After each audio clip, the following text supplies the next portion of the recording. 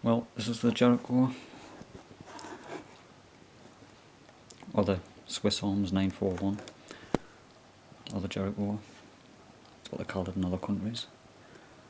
On there it has Israeli weapons industry on the Jericho, but in this country it has Swiss Arms, and it's a BB pellet gun, well, BB ball bearing gun I should say. Takes the little 12-gram co2 cartridges. I have used one. It's quite a loud gun, quite a powerful gun, and on the box there it does say caliber 177, otherwise 4.5mm steel BBs, velocity 443 feet per second or 135 meters per second, power range 88 yards to 80 meters, magazine capacity 22 BBs, weight 1.98 pounds or 900 grams, length 8.7 inches or 205 mil, shooting system Baxis, whatever that is. It's supposed to be where the barrel grips the BB or something and spins it, but other people have said that it doesn't work with BBs, so I'm just not too sure about that. But it's a really nice hand pistol, even without a clip in it. It's still got a fair amount of weight. It's all plastic. That's metal, and so you load the BBs in, pull that down, drop them in. And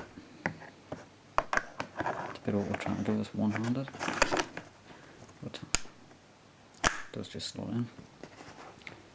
And safety catch.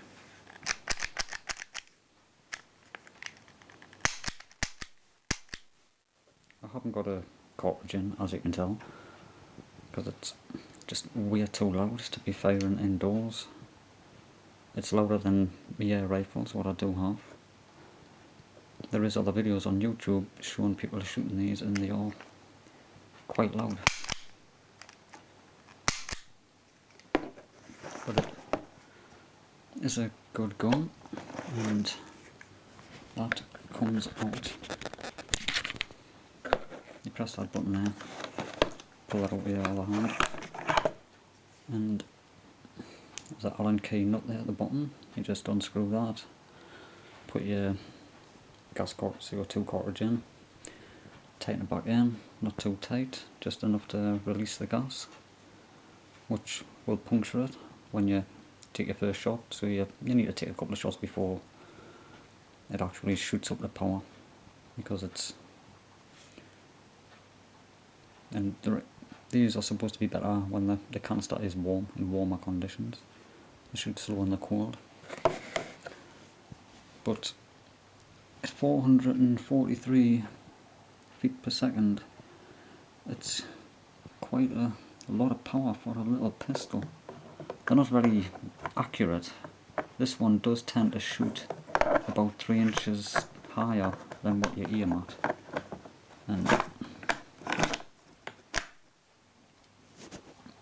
But it has got a good line. It shoots in a straight line, it's just a little bit high. This here, that just lifts up, twists down, and then you take it out. And that enables you to slide the top of it.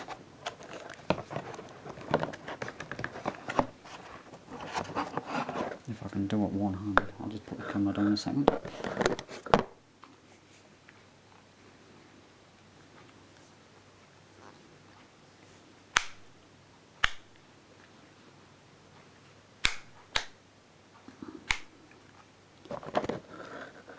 Just remember to take the clip out, I'm sure you have to take the clip out. Just so you can't take the slide off with it when it loads. So that's that done, and pull that forward. I'll just put the camera back on there. Yep. And that's what it looks like inside. That's the inner workings. The clip just, the top, the water just slides straight back on. Clips on.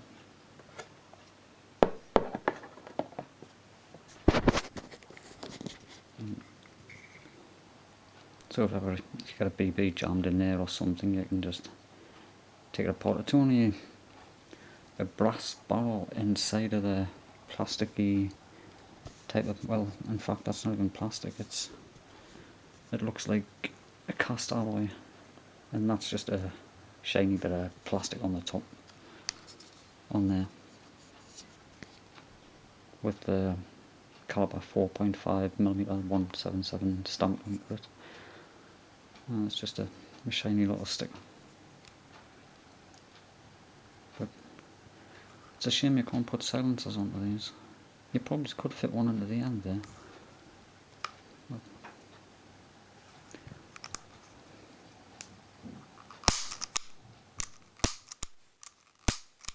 that's how it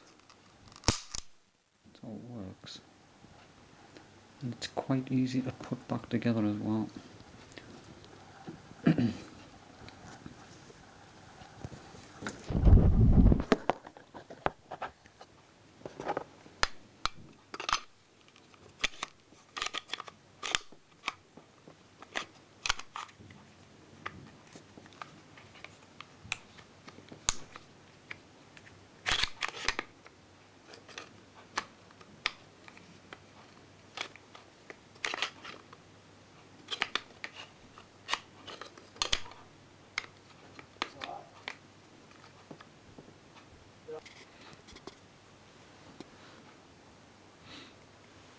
That's the speed loader.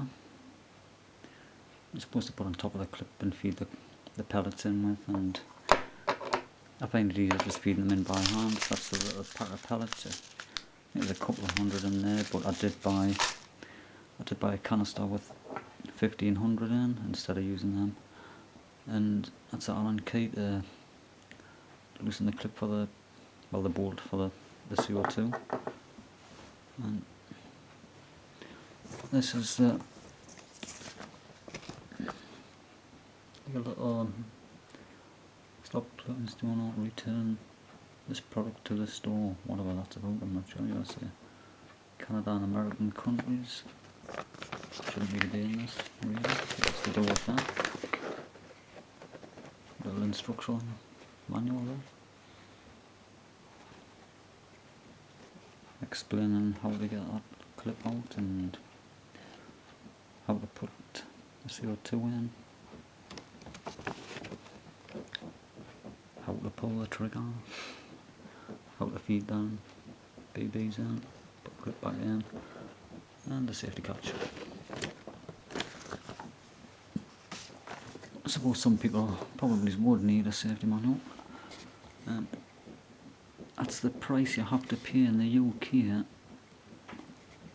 £79.50.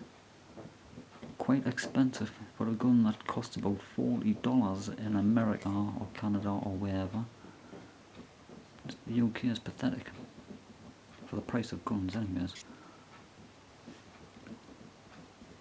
But they are illegal in other countries.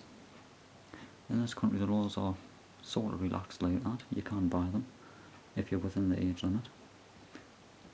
And metal slide, metal outer barrel, heavyweight, more than 200 shots with one CO2 cartridge. I think I got about 80 to 100 shots with a CO2 cartridge. I didn't get 200, that's for sure.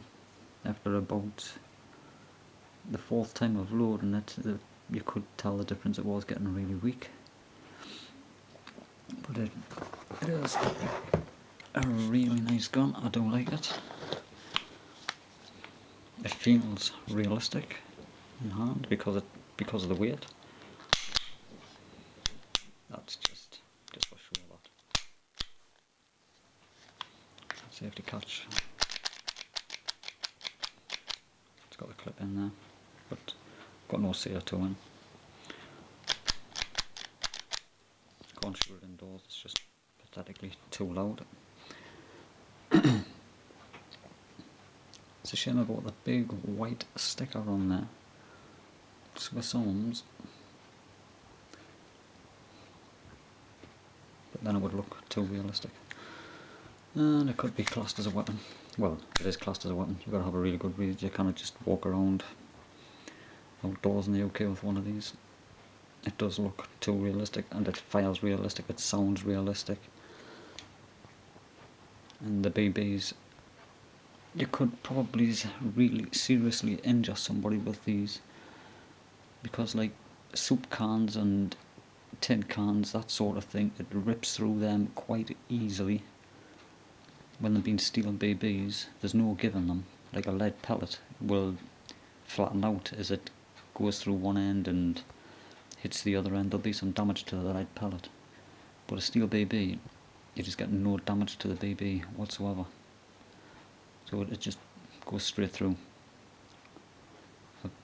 I've even shot through a paint tin, which is thicker than a soup tin, and it does go through them as well, which is not surprising really. At 443 feet per second. People have put these through the cronies on the internet, and they do shoot anywhere up to 500 feet per second, depending on the temperature, the little CO2 cartridges at the time of shooting. They are quite powerful. They break bottles quite easily, but they are a good little target or plinking gun. But you're just not allowed to go plinking in this country. Plinking, otherwise known as like shooting in your back garden. But I would recommend these to anybody. Nice little gun.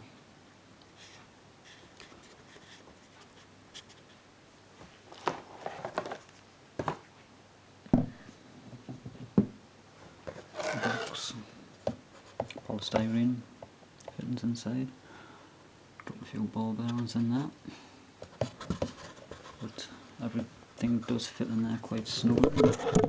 Just open that box. Drops in there quite nice, and there's a place for everything. As there should be. Allen key goes in that. And speed loader. And that's that one. BBs and that. And there's even a little bit of room to put the spare CO2s. I bought a load of these off the internet. I got 50 of these little bottles for, I think it was £25. Works at 50p each, which is good value, because if you go to the shop to buy them, I think I got 10 for £7.50 at the sports shop, like the gun shop where I bought the gun from. So it's definitely a lot cheaper buying off the internet. And everything just fits in there quite nice, and it does look okay. Presentation of the box.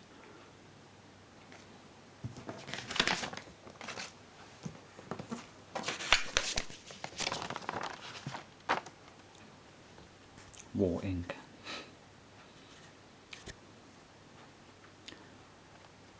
Sign up for a game. There's got to be some advertising somewhere, I suppose.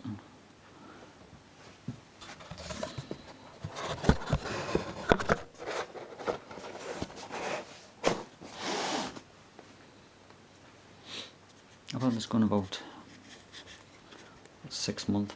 Used it a few times. Well, I've used about 2 canister, 2 of the little gas cartridges in it. But it is extremely loud when you're out and about shooting it, so you've got to use it on private land, somewhere big enough, because people hear it, they think it is a real gun. It sets off quite a loud crack because the ball bearings are loose fitting in the barrel, so there's like no compression to slow them down and to suppress the noise. And you can't fit a suppressor on the end of it, or a silencer as they call it. So it's just a shame really, but that's what you get if you want a powerful little pistol. To make it quieter they would have to make it weaker, and you can't get the big, like the airsoft version of this where it fires the 6mm BB, the plastic BBs, like airsoft for kids to play with, which would be a good present for a young kid I suppose, but they don't shoot as powerful as this either.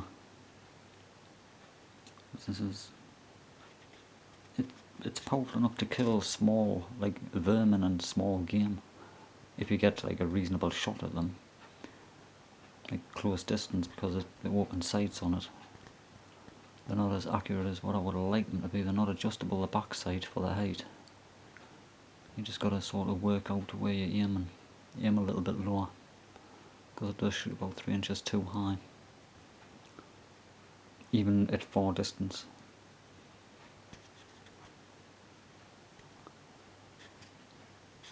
Well, that's my SR 941. Thanks for watching.